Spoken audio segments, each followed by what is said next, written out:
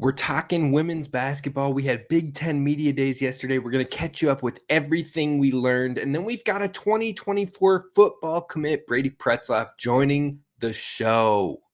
Hey, you are Locked On Golden Gophers. No matter what we're going to do here, we're just going to keep rowing. Your daily podcast on the Minnesota Golden Gophers. However it turns out, we're just going to keep rowing. Part of the Locked On Podcast Network. Your team every day. We're just going to keep rowing, and keep rowing.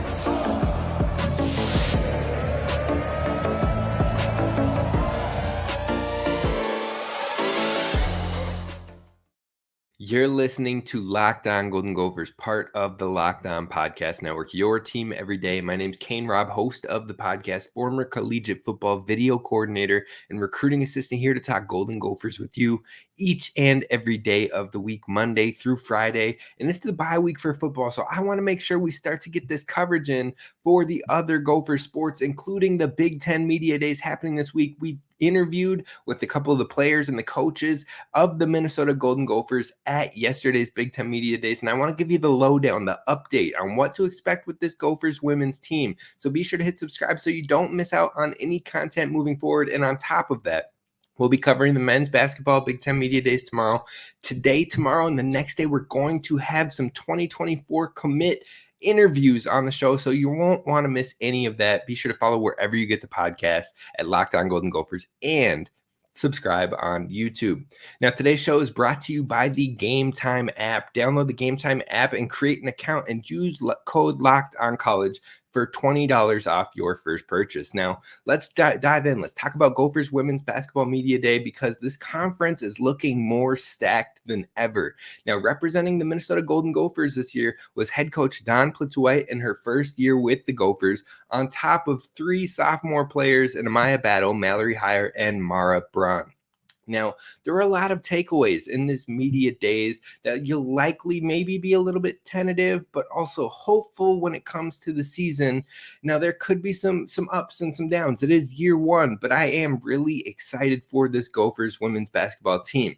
Now, Coach Plitzuweit was sure to temper early expectations a little bit in this I guess it wasn't a presser, but Big Ten Media Days, because they're learning a lot of the basic concepts right now. You only get a limited window to practice with the team in the offseason. Now, they had a little bit more practices because of their European tour, but in premise, she kind of premised the fact of how they want to handle situations, whether it be moving without the ball, how to play pick and rolls from different areas, how to break the press in certain areas, how to handle screens, high screens versus low screens, the adjustments, and more. She talked about it in detail, but the plan is to get a basic understanding right now of everything they possibly can, and understanding a concept level of the knowledge and having that learned, but there isn't quite time to get a mastery over it, that intricate fine line details of like just knowing it like the back of your hand right now, because there are too many things to bring in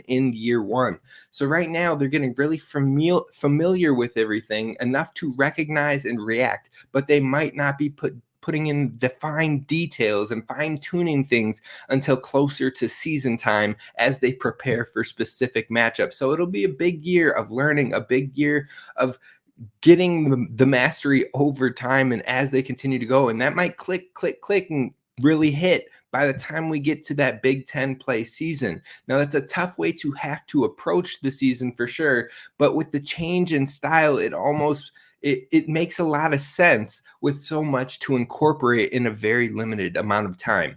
Now, with that, it led perfectly into my first question for Coach Plitzuweit, which was, being such a young team and having such a fine, detailed system of like video analysis and analytics, and really incorporating the whys of understanding of why we do every single part and how to recognize it on the floor, and it being so fine-tuned and intricate.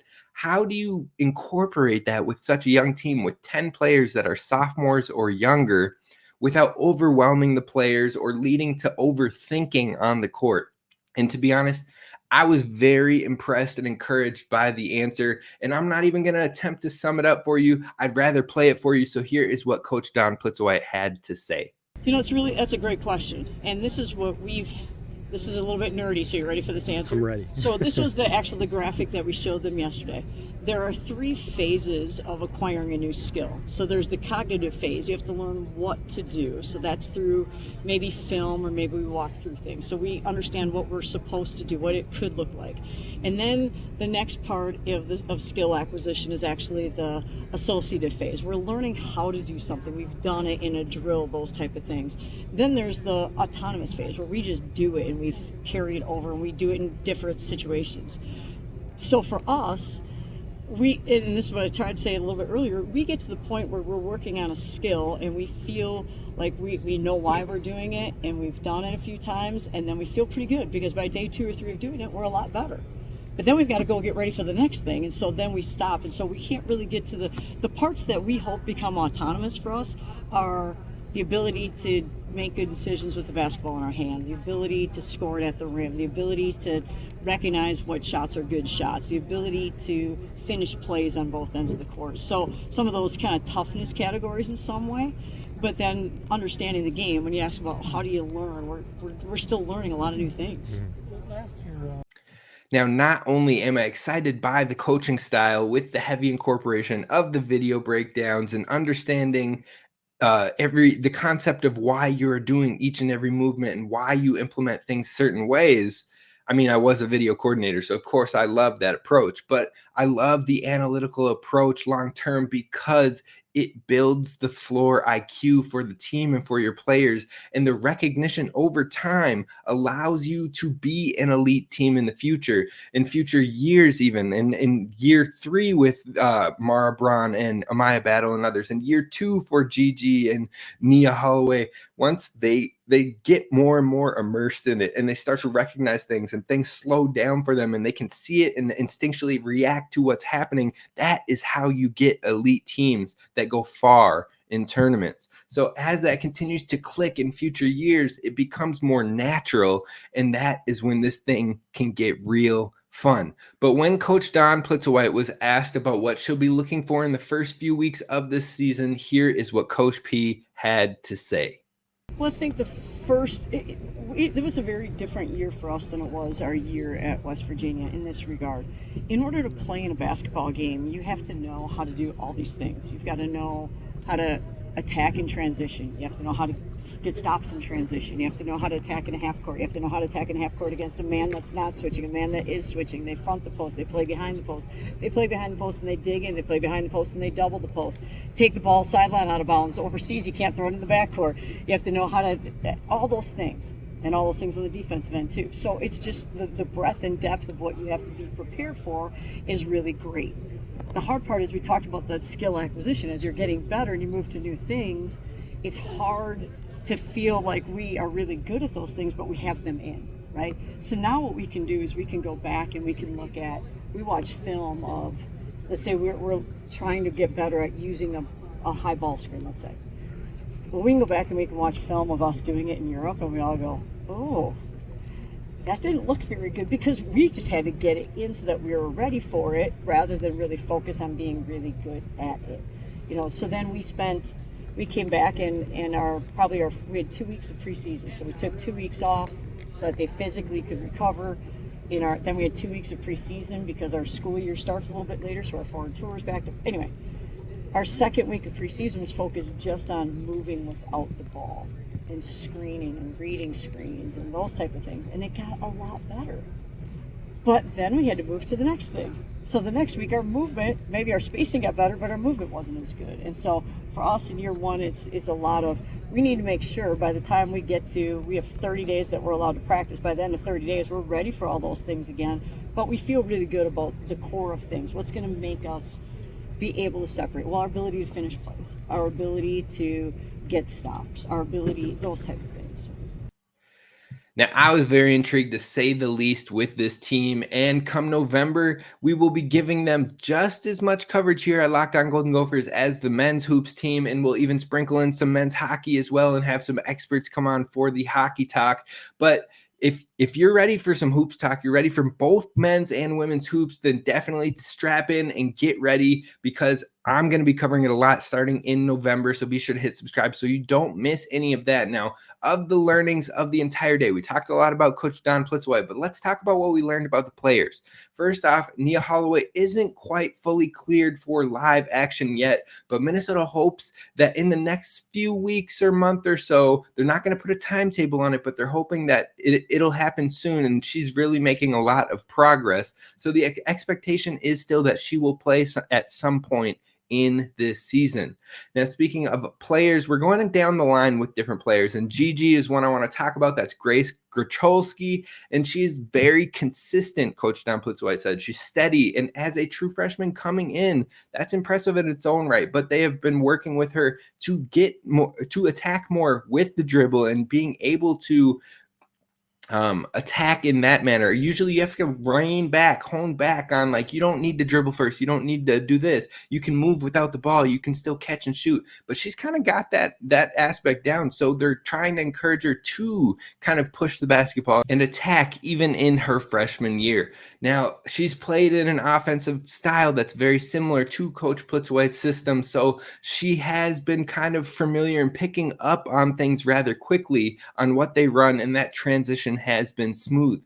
Then you look at Mallory Heyer, who was one of the top players on the team last year, played a lot of the post role, but she isn't solely working as a post this offseason. She's working on her guard skills. She's working on the ability to come off the screen as opposed to setting the screens all the time. And so that's going to be a fun incorporation. I think it can really continue to develop her game moving forward. Then you've got Amaya Battle. She's focused on her jump shot and cutting down on the turnovers, making the right decisions for her team. Now, other coaches across the Big Ten had mentioned that when Amaya Battle gets going downhill, when she's attacking, she's a difficult player to stop because not only can she score on the drive effectively, but she is very good at creating for her teammates. So last season, coaches tended to play off of her a little bit and let her take the shot or prove that she could hit the shot. And that has been a main focus for her this offseason, is correcting her form to improve her shooting and bring more consistency. Now, the team and the coaches have been extremely encouraging of that as well, and reaffirming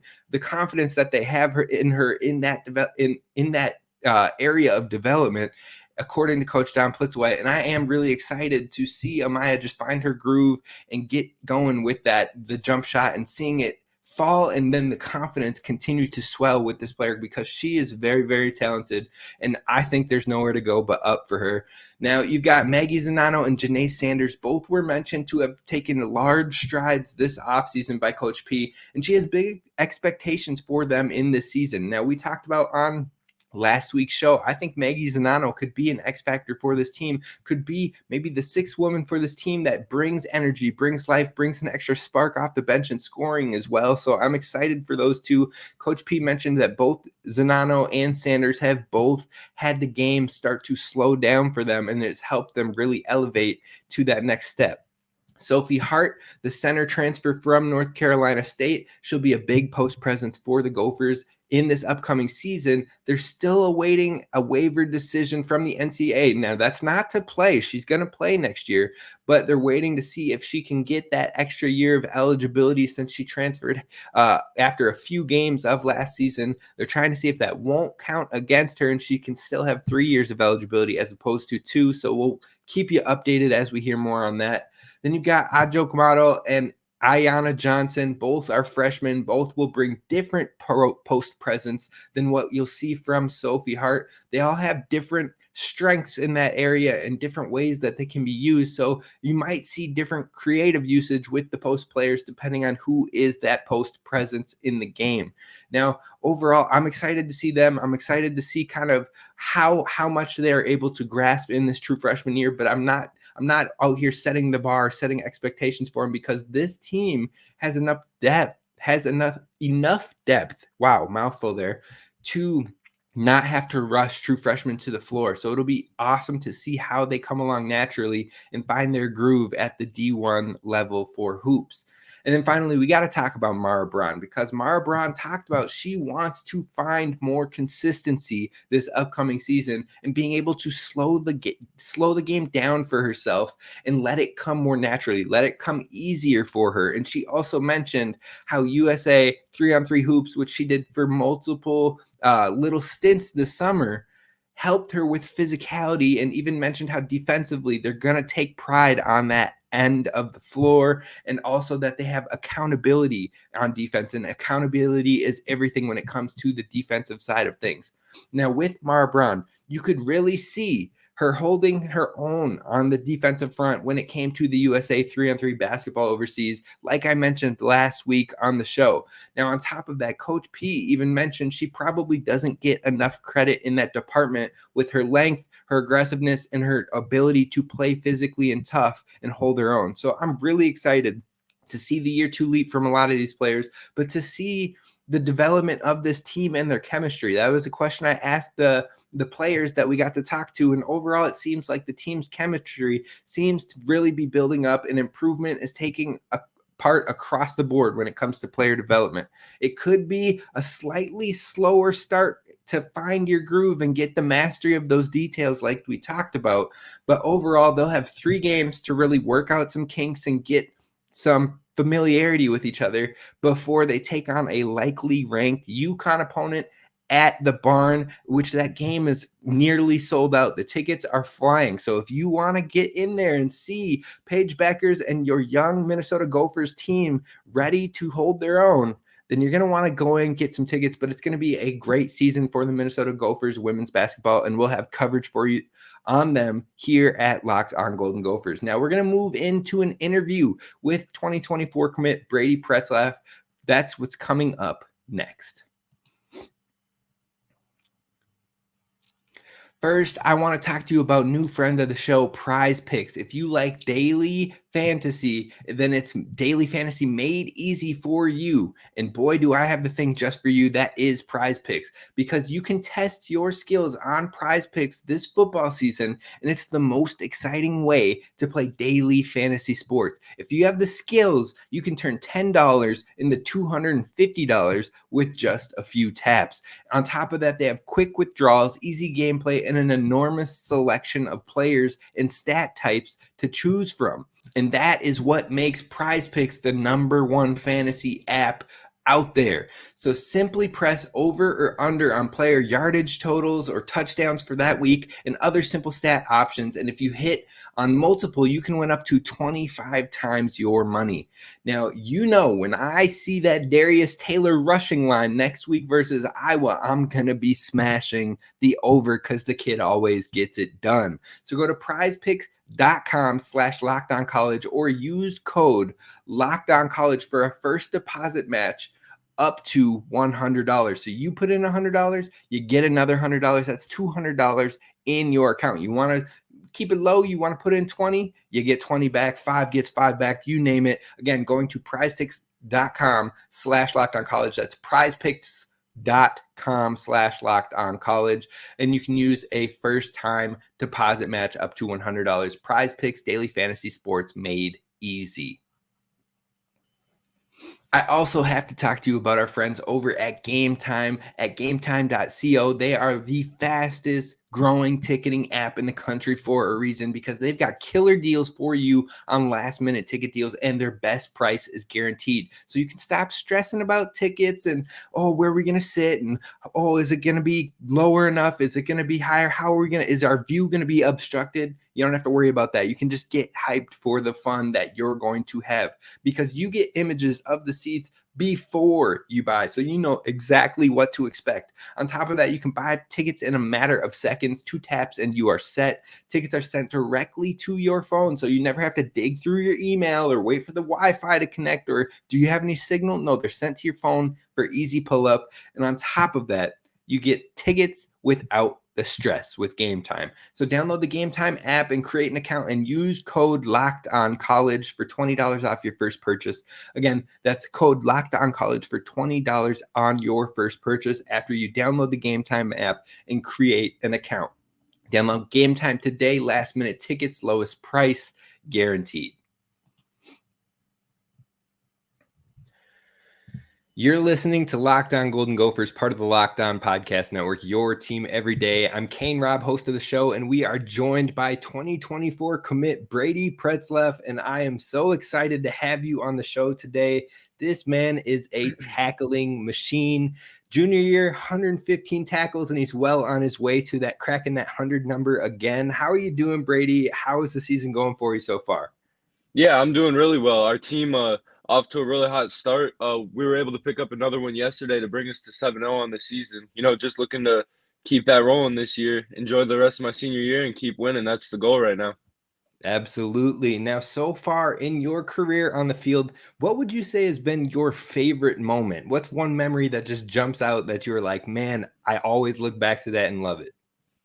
Yeah, there's been a lot throughout my high school. There's those big moments that you get in high school. I would say one when I was younger, my sophomore year, against our rival school.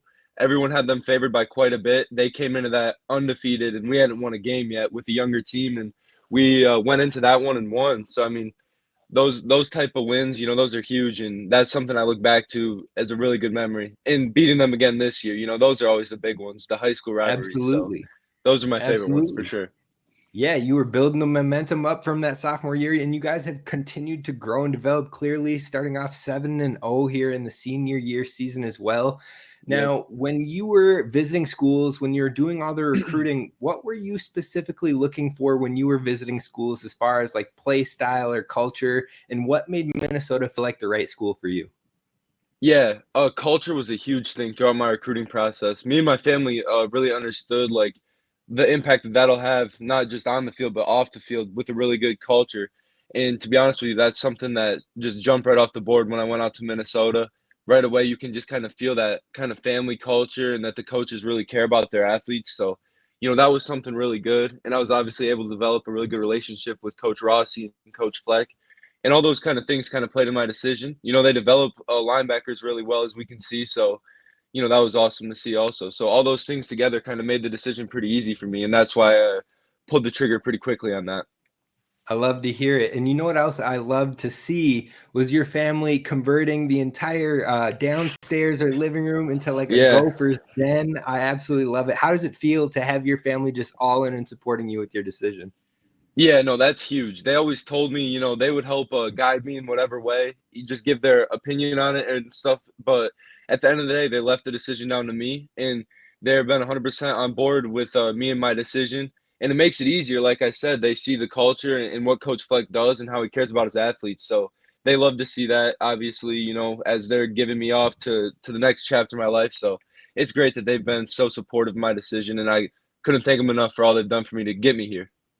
I love it. I love it. Now, let's look a little bit more at you. Now, in your own words, what do you think you have improved the most on individually from your junior to your senior year? I think a lot. I put in a lot of time with my trainer this offseason, working on kind of speed. That's something that I felt I could work on a little bit, and I think that's helping me a lot. Making sideline to sideline plays. Just always kind of looking back at film and a lot of the little stuff, because I was able to kind of tune up on the bigger stuff getting into my junior year, and so I really looked at the little things where I can make differences in that aspect. So going back, looking at film, and then studying film week in and week out, those were all things that I knew I had to do and that would help me with this season. And those are things that I think have been paying off so far this year. Awesome.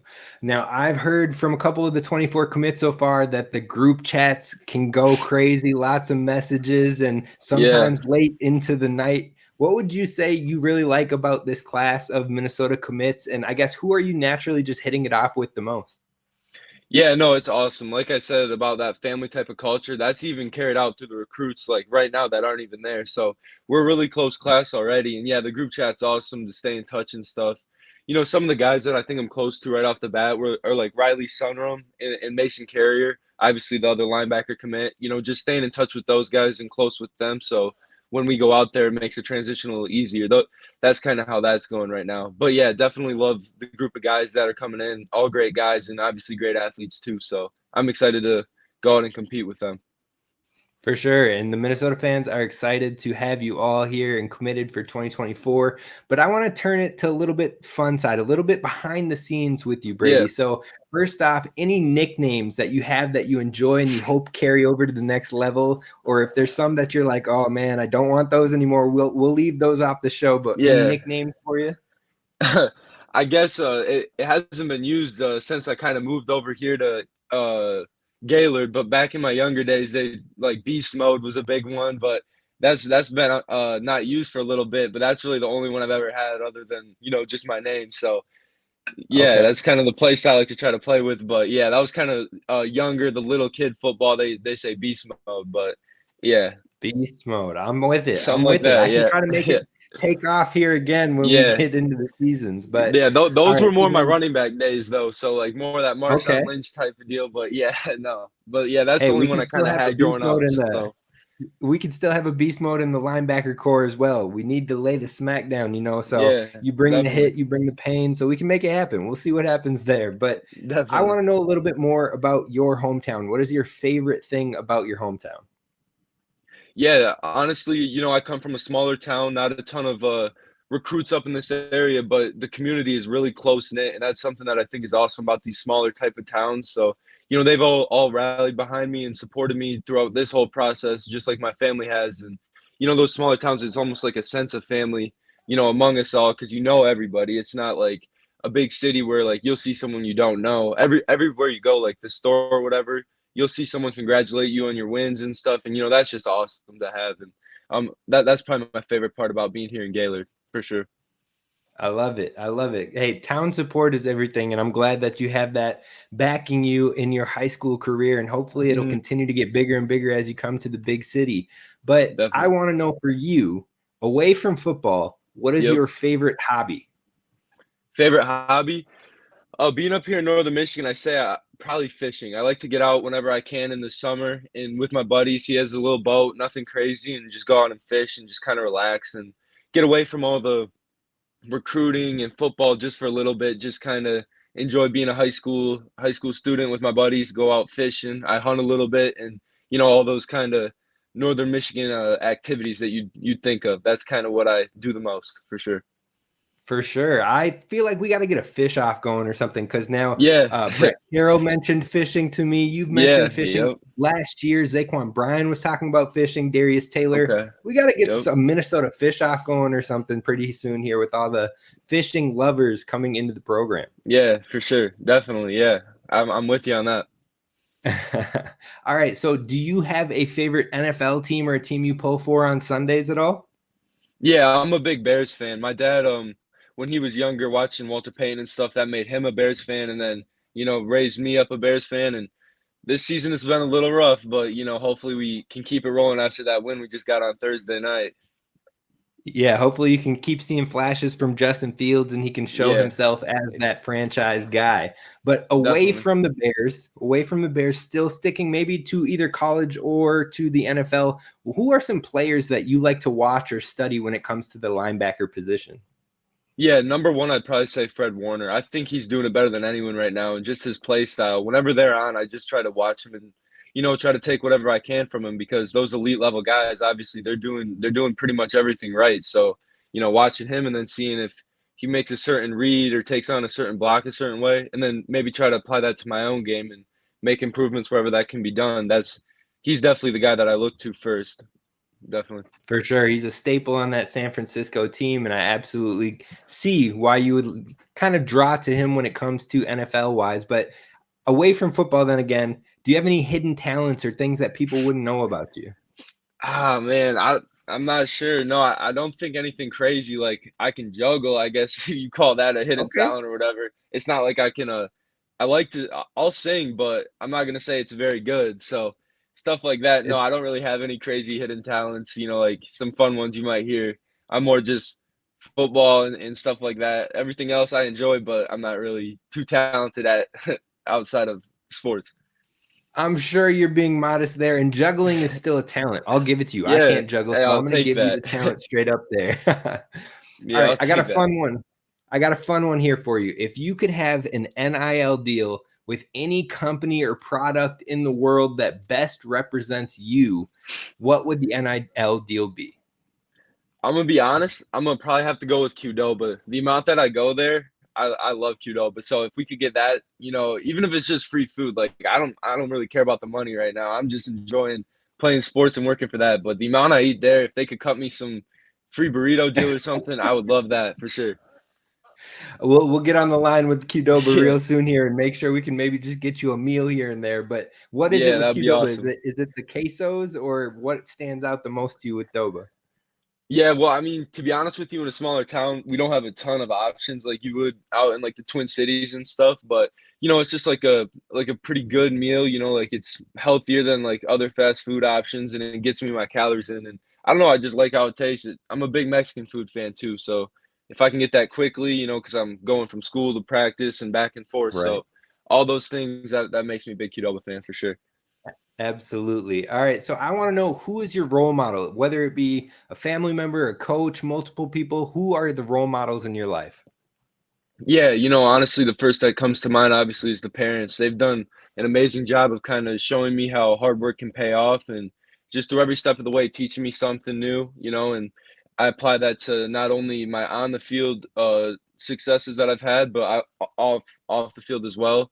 The importance of school and all that and hard work were the main things that they kind of show me from a young age that I took and kind of ran with it, but I got to thank them for, instilling that in me. So those are definitely my role models for sure, no doubt about it. My parents.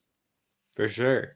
All right. Quick hitter questions for you here. Gotcha. First one is, what is your favorite pregame or postgame meal? Any Mexican food. So I got to go with burrito, but pregame, I'm not sure if I would really mess with that. Pregame, I don't need I a get ton. that. I So get that. something light pregame. Okay. Okay. And then go to TV show or movie, something you can watch over and over, or what you're currently kind of into when you have the time. Yeah, favorite movie of all time. I got to go The Dark Knight. I love Heath Ledger and the Batman and all that. I think that was an awesome movie. I can watch that anytime. Okay, and then do you have a go-to pregame music, artist, genre? What are you listening to get you in the game mode? Yeah, I listen to pretty much just rap. Some of my guys on the team have a really good aux right now, so I kind of let them handle that, and I just kind of enjoy whatever they throw on. So they've been doing a real good Okay. job with that, though. Get me hyped for a game. Yep. All right. All right. Last fun question, then we'll kind of wrap it up with 3 or 4 more about football and you. But I got to know, if you had to pick one streaming platform, Netflix, HBO Max, Hulu, Prime, all of that, what's the go-to platform and what are you watching on it? I got to go with the classic. I got to go Netflix. That's probably my go-to right now. I've been watching a lot of Narcos lately. I'm just kind of getting into that show. It's pretty interesting stuff. So I'm kind of on that right now. But Okay. Breaking Bad is my favorite series of all time. So that's on Oh there yeah, too. that So that is I a mean show that's the that is, classic. You got to go with that one. So yes, yeah, it's but goated for I say sure. I feel you. Netflix. Okay. Definitely. Okay. All right. Before we continue on with our interview with Brady Pretzlaff, I want to talk to you about our friends over at Jase Medical, because everyone should feel empowered to take care of themselves and their loved ones during the unexpected. Now, with storms, shortages, pandemics, reliance on China, and supply chain issues, we need to be prepared more now than ever. The Jace Case provides 5 life-saving antibiotics for emergency use. All it takes is to get a Jace Case filled, is to fill out a simple online form, and in some cases you jump on a quick call with one of their board certified physicians. From there you get ongoing care from those physicians on any treatment related questions, and it is doctor created and doctor recommended. Now, back when it was the polar vortex in 2017, 2018, I was freaking out because we needed some antibiotics for an infection that my girlfriend at the time had. Now, everything was closed. The car wouldn't start. We had to wait on an Uber. We had to go to the pharmacy, but we were worried because we couldn't really find an online doctor. It took forever. It was taking way too long. It would have been way way easier and helpful on hand to have these 5 life-saving antibiotics on hand with a Jace case. So now you can do that. You can take advantage and have it on hand for you and your family in the times of emergency. Save more than $360 by getting these life-saving antibiotics with Jase Medical, plus an additional $20 off by using code LOCKEDON at checkout at jasemedical.com. That's JASE medical.com. All right, so we're going to move it back to football to kind of wrap this one up, but you're about little over halfway through your senior season. What are some of the goals that you have as a team to finish out the season, but then also individually? Yeah, definitely take it 1 week at a time and, just keep grinding through these wins. It's going to get a little tougher here coming into postseason, but, I think everyone's goal is that state championship. Some people are still doubting us because we're kind of newer to having this level of success, but at the end of the day, we don't go into any game expecting to lose, no matter, whatever the odds are, whatever prospects they have. So, that's the goal. Take it as far as we can and just go 1 week at a time. We'll have some good tests coming up. This next week, we have a reigning state champion team that we're playing. So that'll be a good test. And then, the week after to clinch the outright conference championship, that's a huge goal we had. And, then it's playoff time. And as far as we can take it from there, that's the plan. Okay. All right. I got to ask you, number 44 is your number, right? Yeah. Yep. What's the significance? What makes you want that number? Is it just you were given it, or you have a draw to it, or what brings you to 44? Yeah. So my dad wore the same number, Okay. played linebacker also at Gladwin, then went on to Augustana College and wore 44. So that's kind of significant for me. Like I said, he's one of my main role models. So I like to represent that number on the field.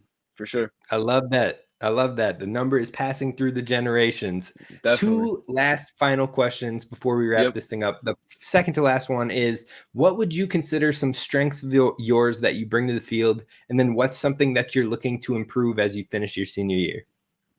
Yeah, I think my main strengths are my dad's been a coach, obviously, so I've been around the game for a long time. So I think just my ability to kind of read plays and see what's going on the field and kind of understand what the offense is trying to hit. That's one of my main things I think I bring to the table.